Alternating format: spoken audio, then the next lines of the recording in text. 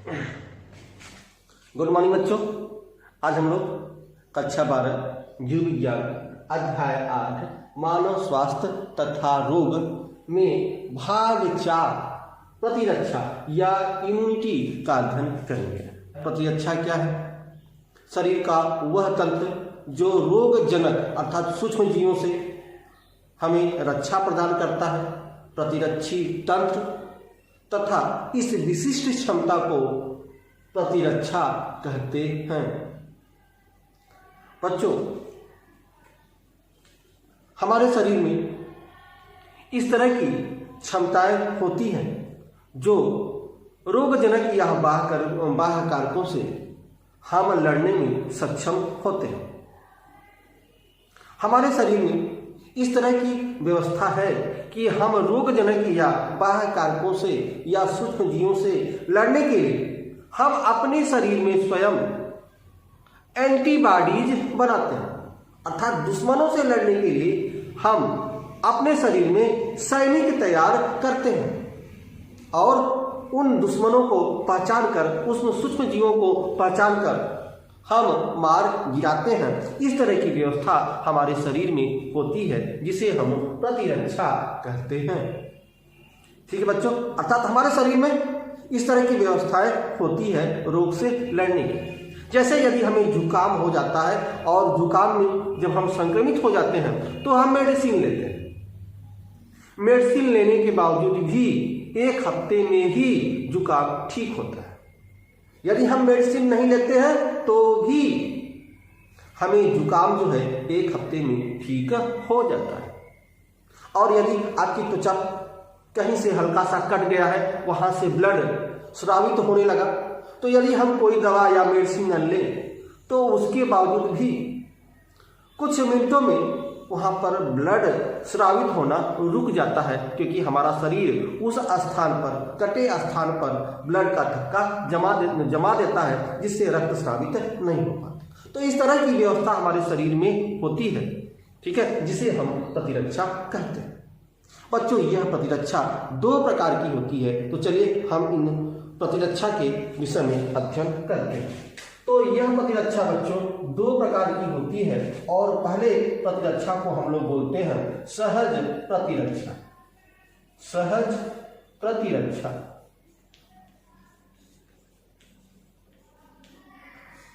और जो बच्चों दूसरा होता है उसको हम उपार्जित प्रतिरक्षा कहते हैं। दूसरा जो होता है बच्चों उसको हम उपार्जित प्रतिरक्षा कहते हैं।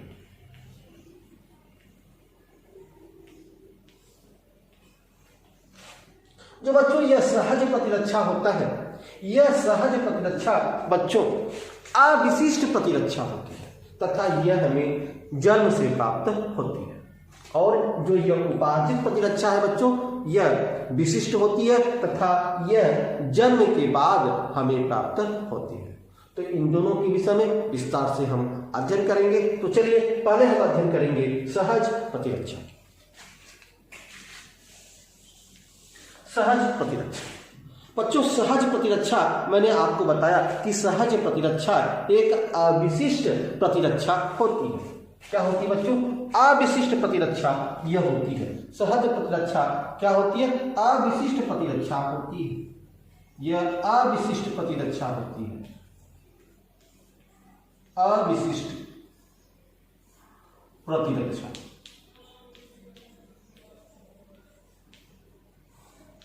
बच्चों, अविशिष्ट प्रतिरक्षा का अर्थ है कि वह प्रतिरक्षा अर्थात सभी प्रकार के रोग जनकों से, चाहे वो जो है सूक्ष्म जीव हो, जीवाणु हो, कवक हो, किसी तरह का रोग जनक हो, ठीक है, किसी तरह का आपका बाह्य कारक हो, सभी से, ठीक है, यह सहज प्रतिरक्षा लड़ता है। अर्थात सभी रोगों के लिए समान प्रतिरक्षा होता है जिसे हम अविशिष्ट प्रतिरक्षा कहते हैं। लेकिन आपने देखा था कि उपार्जित जो प्रतिरक्षा है वह विशिष्ट प्रतिरक्षा कहलाती है, अर्थात वह किसी एक विशेष रोग के लिए होता है। लेकिन यह सहज प्रतिरक्षा किसी एक विशेष रोग के लिए नहीं बल्कि सभी रोगों के लिए यह समान होता है, इसलिए सहज प्रतिरक्षा को हम अविशिष्ट प्रतिरक्षा भी कहते हैं। तथा यह प्रतिरक्षा जो बच्चों यह हमें जन्म से प्राप्त होती है, यह हमें जन्म से प्राप्त होती है, जन्म से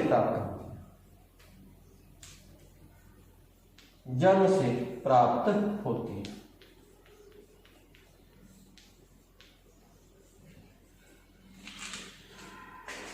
बच्चों जो यह सहज प्रतिरक्षा है यह हमें जन्म से प्राप्त होती है, अर्थात देखिए जैसे जब हम जन्म लेते हैं तो जन्म के समय ही हमारे शरीर में त्वचा का निर्माण होता है, त्वचा होता है, ठीक है। आपके मुख में लार होता है, आमाशय में हाइड्रोक्लोरिक अम्ल होता है, यह जन्म से ही हमें प्राप्त होता है। इसलिए इस सहज प्रतिरक्षा को हम जन्मजात प्रतिरक्षा भी कहते हैं, ठीक है। और यह प्राकृतिक प्रतिरक्षा भी होता है। और यह सहज प्रतिरक्षा बच्चों जो बाह्य कारक है, जो रोगजनक है, जो सूक्ष्म जीव, जीवाणु, कवक जो है इनके सामने एक अवरोध उत्पन्न करता है। क्या उत्पन्न करता है बच्चों? अवरोध उत्पन्न करता है। सहज प्रतिरक्षा क्या उत्पन्न करता है? अवरोध उत्पन्न करता है, ठीक है। तो अब हम सहज प्रतिरक्षा किस तरह से बाह्य कारक या सूक्ष्म जीव, जीवाणु, कवक के सामने किस तरह से अवरोध उत्पन्न करता है, उन अवरोधों के विषय में हम अध्ययन करेंगे। और विभिन्न प्रकार के अवरोध होते हैं, तो चलिए हम पहले अवरोध के विषय में अध्ययन करते हैं। तो पहला जो अवरोध है बच्चों उसको हम लोग बोलते हैं शारीरिक अवरोध। उसको जो बच्चों यह शारीरिक अवरोध होता है, ठीक है। शारीरिक अवरोध में जो सबसे बड़ा अवरोध होता है बच्चों वह होता है आपका त्वचा। वह सबसे बड़ा बच्चों जो होता है आपका शारीरिक अवरोध में वह होता है आपकी त्वचा। त्वचा जो है सबसे बड़ा शारीरिक अवरोध होता है। यह आपका जो त्वचा है आपके शरीर का बाहर सुरक्षात्मक भाग होता है। त्वचा क्या है बच्चों? त्वचा जो है आपके शरीर के बाहरी सुरक्षात्मक आवरण होता है जो रोगजनकों को आपके शरीर के अंदर प्रवेश करने से रोकता है। रोगजनक या सूक्ष्म जीव आपके शरीर के अंदर तभी प्रवेश कर सकते हैं जब आपकी त्वचा क्षतिग्रस्त हो गई हो या कहीं पर कट गई हो, कहीं पर चोट लग गया हो, तो उस संक्रमित स्थान से ही सूक्ष्म जीव आपके शरीर के अंदर प्रवेश कर सकते हैं। क्योंकि आपकी त्वचा पे, ठीक है, तैल तथा श्लेष्मा ग्रंथियां पाई जाती हैं। जो आपकी यह त्वचा है बच्चों, इस त्वचा में आपका तैल ग्रंथियां तथा श्लेष्मा ग्रंथियां पाई जाती हैं,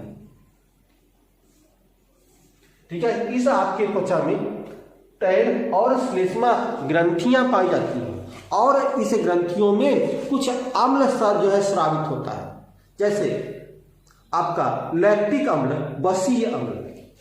जो आपका यह त्वचा है बच्चों, इस त्वचा में तेल और श्लेष्मा ग्रंथियां होती हैं, ठीक है। और इस ग्रंथियों में कुछ अम्ल स्रावित होता है, जैसे लैक्टिक अम्ल, बसीय अम्ल। यह लैक्टिक अम्ल और बसीय अम्ल क्या करता है? आपके त्वचा के माध्यम को अम्लीय बना देता है। त्वचा के माध्यम को क्या बना देता है? त्वचा का जो माध्यम है उस माध्यम को अम्लीय बना देता है।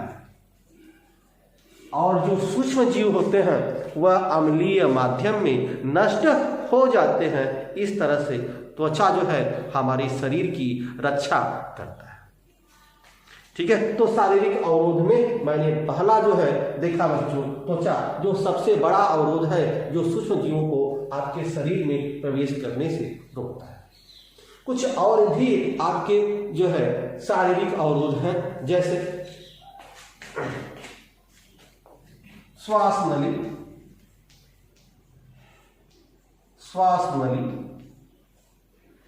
ठीक है,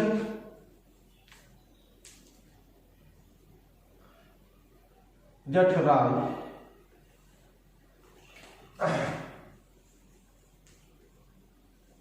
मूत्र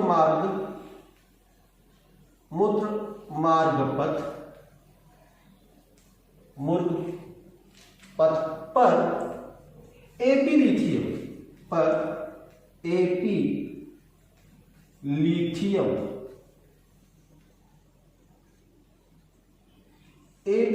की, ठीक है, एक झिल्ली होती है, एक श्लेष्मा झिल्ली होती है, या जिसको हम श्लेष्मा आलेख कहते हैं, जिसको हम श्लेष्मा आलेख, और इसी श्लेष्मा आलेख को बच्चों हम इंग्लिश में म्यूकस कोडिंग कहते हैं, ठीक है, म्यूकस कोडिंग।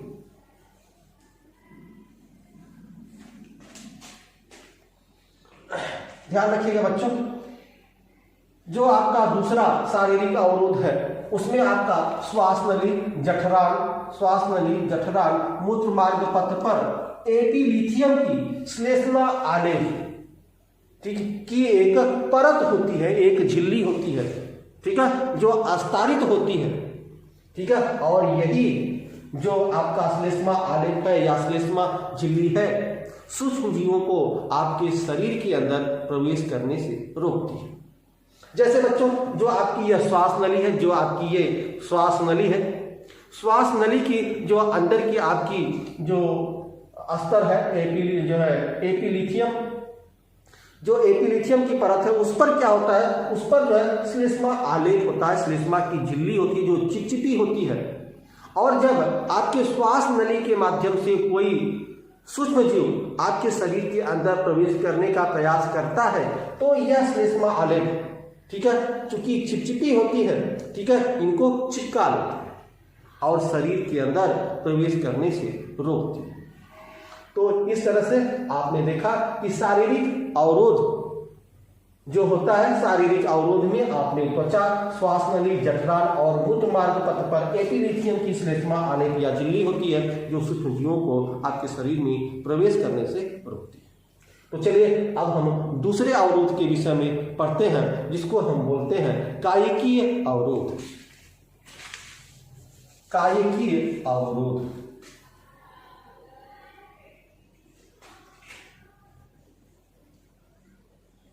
कायिकीय अवरोध, यह दूसरा अवरोध है बच्चों, कायिकीय अवरोध।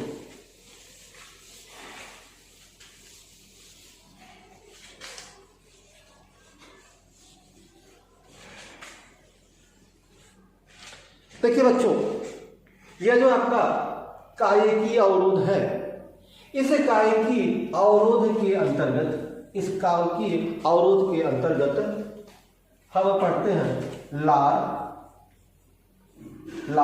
आंसू तथा आमाशय में उपस्थित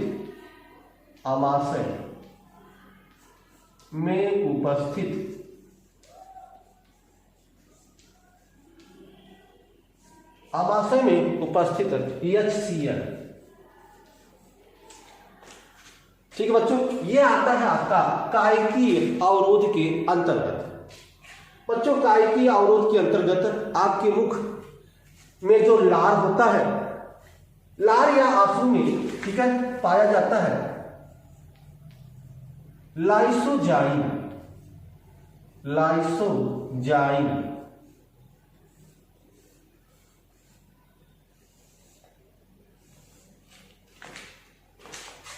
लार या आंसू में बच्चों पाया जाता है लाइसोजाइम। जब आप मुख द्वारा भोजन करते हैं तो भोजन के साथ साथ कुछ सूक्ष्म जीव आपके शरीर में प्रवेश करने का प्रयास करते हैं। और यह लार्वे जो लाइसोजाइम है वह जो भोजन में सूक्ष्म जीव है, ठीक है, उनको नष्ट कर देता है। और यदि जो है यह लाइसोजाइम से यह बच निकलते हैं तो हमारे आमाशय अर्थात पेट में हाइड्रोक्लोरिक अम्ल HCl पाया जाता है और उस सूक्ष्म जीव को नष्ट कर देता है। ठीक है, इस तरह से काय की अवरोध में हमने देखा लार, आंसू और आमाशय में उपस्थित हाइड्रोक्लोरिक अम्ल जो है यह काय की अवरोध का कार्य करते हैं और सूक्ष्म जीवों को हमारे शरीर में प्रवेश करने से रोकते हैं। चलिए अब हम तीसरे अवरोध के विषय में पढ़ेंगे जिसको बोलते हैं कोशिकीय अवरोध। तीसरा हम लोग पढ़ेंगे बच्चों कोशिकीय अवरोध।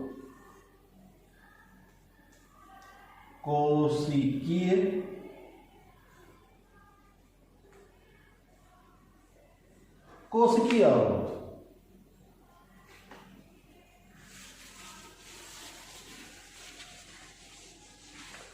बच्चों यह कोशिकीय अवरोध क्या है? हमारे रक्त में बच्चों हमारे रक्त में कुछ कोशिकाएं पाई जाती हैं, हमारे रक्त में कुछ कोशिकाएं पाई जाती हैं, ठीक है, जैसे श्वेतांग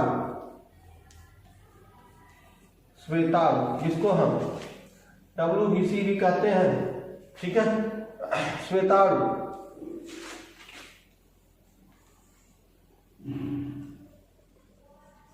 मोनोसाइट, लिम्फोसाइट,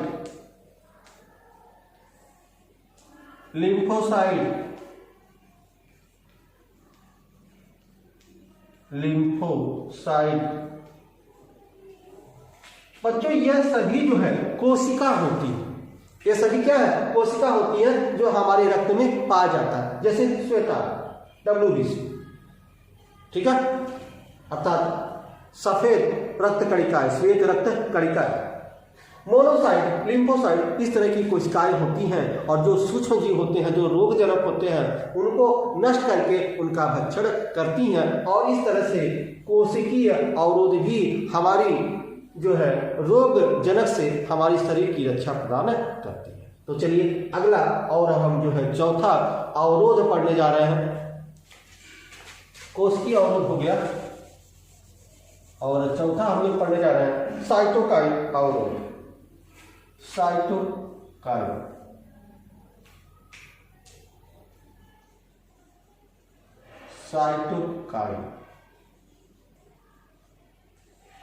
साइटोकाइन अवरोध, यह साइटोकाइन अवरोध क्या है बच्चों?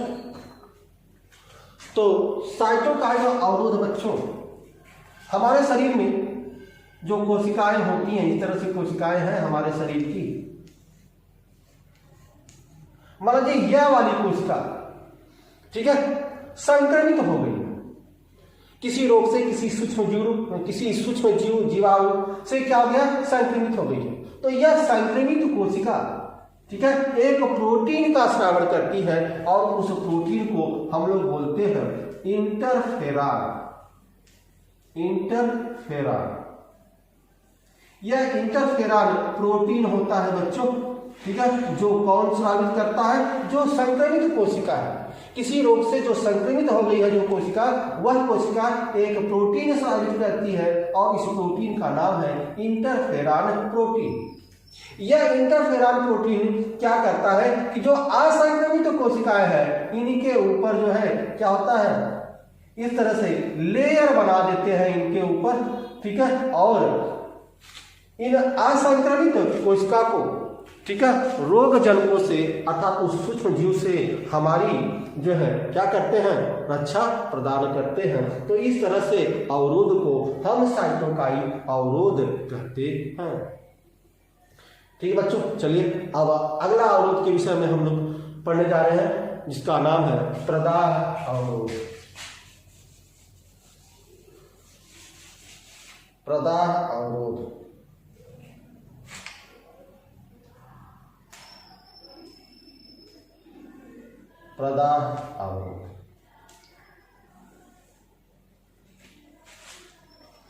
ये बच्चों प्रदाह अवरोध क्या है? अर्थात यदि हमारा त्वचा या हमारा शरीर का कोई अंग, ठीक है, ऊतक क्षतिग्रस्त हो जाता है, ठीक है, या चोट लग जाती है, तो उस स्थान पर क्या होता है? उस स्थान पर कुछ घटनाएं होती हैं। जैसे पहली घटना यह होती है कि वहां उस स्थान पर लाल हो जाता है, वह स्थान लाल हो जाता है।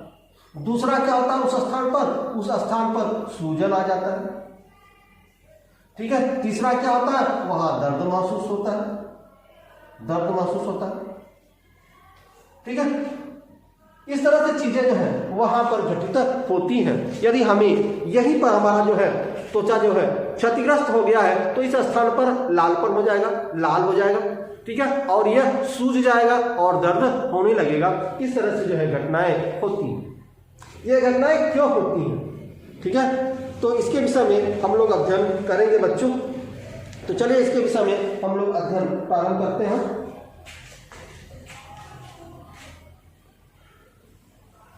बच्चों, जो आपका त्वचा जो क्षतिग्रस्त हुआ है उस पर इस तरह की संरचनाएं हो जाता है, अर्थात वह जो आपका त्वचा जो है क्या हो जाता है? सूज जाता है और यहां पर लालपन हो जाता है।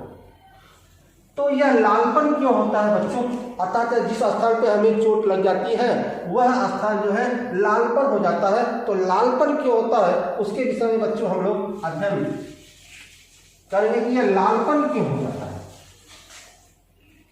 तो ध्यान रखिएगा बच्चों कि यह जो आपका संक्रमित स्थान है जहां पर हमें चोट लगी है, ठीक है, यहां पर आपकी होता है रक्त केशिकाएं। क्या होता है? रक्त केशिकाएं।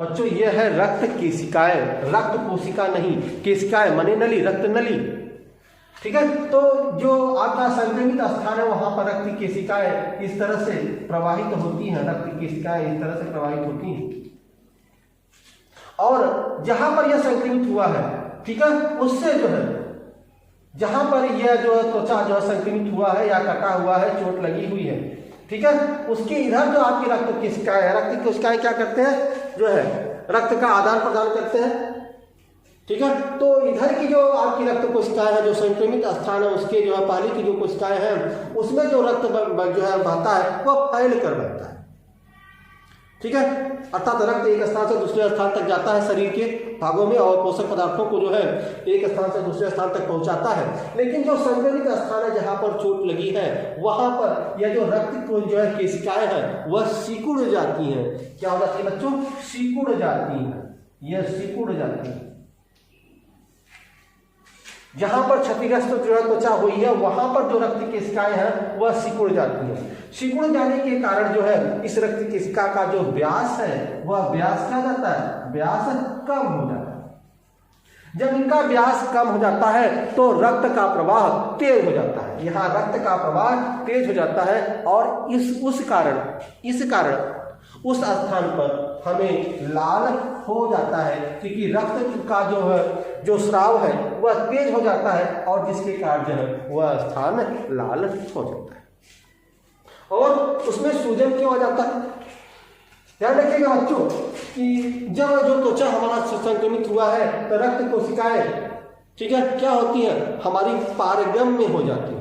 तो रक्त कोशिकाओं में कुछ ऐसी कोशिकाएं होती हैं जो इसका फैलाव कर देती हैं, इसको फैला देती हैं, ठीक है। जब इसको फैला देती हैं, विस्तारित कर देती हैं, रक्त जो कोशिकाएं हैं, ठीक है, उसमें कुछ ऐसी कोशिकाएं होती हैं जो इनको विस्तारित कर देती हैं। जब इनको विस्तारित कर देती हैं तब वहां पर क्या होता है? वहां पर आपका श्वेत कणिका या प्लाज्मा कणिका आके भर जाती है, श्वेत या रक्त कणिका आके भर जाती है और जिसके कारण जो है इसमें सूजन आ जाता है, ठीक है।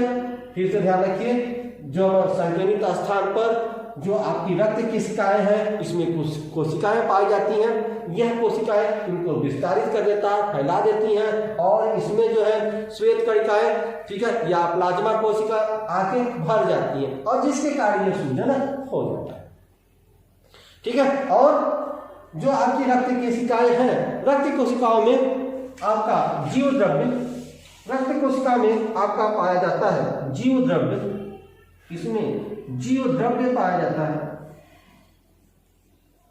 ठीक है। और भक्षक कोशिका, और भक्षक कोशिका, भक्षक कोशिका,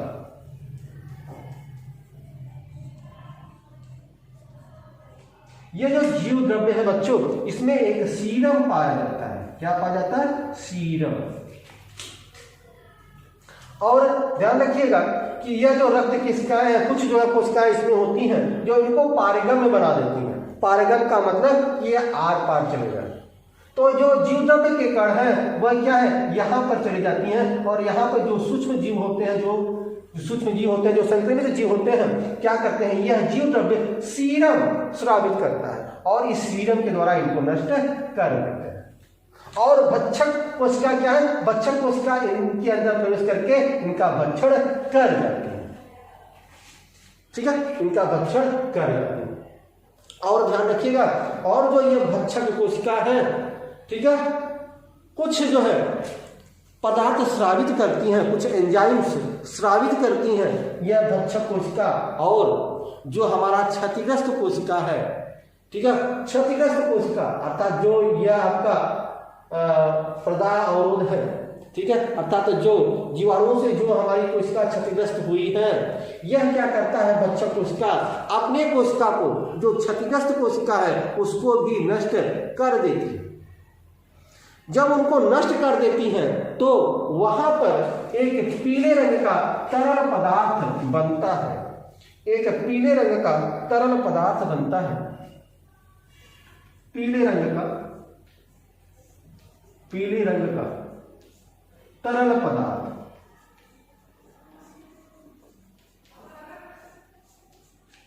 ध्यान रखिएगा बच्चों, यह जो आपकी भक्षक कोशिका है, ठीक है, भक्षक कोशिका जीवाणुओं या सूक्ष्म जो है जीवाणुओं को भक्षण करती हैं, साथ ही साथ जो अपनी क्षतिग्रस्त कोशिका है उनको भी नष्ट करती हैं। जब अपनी क्षतिग्रस्त कोशिका है, जब उनको नष्ट करती हैं तो पीले रंग का तरल पदार्थ बनता है, ठीक है, पीले रंग का पदार्थ बनता है जिनको हम मवाद कहते हैं। क्या कहते हैं? मवाद बन जाता है, पल्स बन जाता है। देखिए जो जहां भी चोट हो जाए, जहां भी चोट लग जाए तो क्या बन जाता है, वहां पल्स बन जाता है, मवाद बन जाता है। तो पल्स और मवाद जब बनने लगता है तो समझ लीजिए कि आपकी जो भक्षक कोशिका है, जो क्षतिग्रस्त कोशिका, उसको भी नष्ट कर देती है और उसको नष्ट करके उसके स्थान पे जो है पीले रंग का मवाद या तरल पदार्थ बन जाता है और यह जो है आपका मवाद बाहर निकल जाता है। जब यह मवाद बाहर निकल जाता है तो उस क्षतिग्रस्त कोशिका के स्थान पर नए कोशिका का निर्माण होने लगता है, ठीक है। तो इस तरह के अवरोध को प्रदाह अवरोध कहते हैं, ठीक है। किस तरह से जो है जो क्षतिग्रस्त स्थान पे है जीव द्रव्य और भक्षक कोशिका इसके अंतर्गत प्रवेश कर जाती है और जीव द्रव्य में जो सीरम होता है वह सूक्ष्म जीवों को नष्ट कर देती है और भक्षक कोशिका उनका भक्षण कर देती हैं। तो इस तरह से हमने देखा कि सहज प्रतिरक्षा किस तरह से हमारे शरीर को सुरक्षा प्रदान करता है।